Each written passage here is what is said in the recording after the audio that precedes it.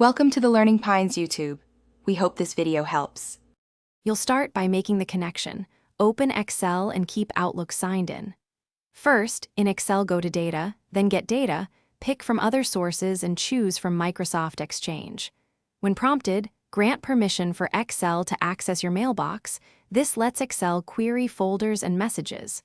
Once done, select the mailbox account if multiple are present. Make sure you have a stable network, so the connector can authenticate and list available folders without timing out.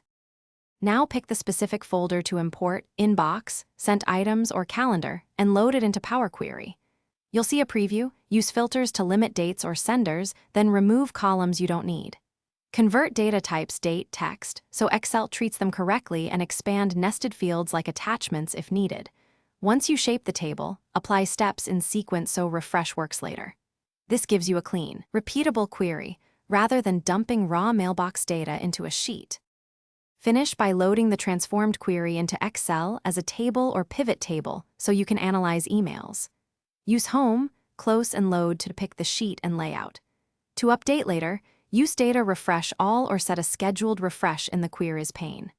If you hit errors, verify Outlook permissions and network connectivity, clear stored credentials, and reconnect to force a fresh authentication. Also confirm the folder path still exists.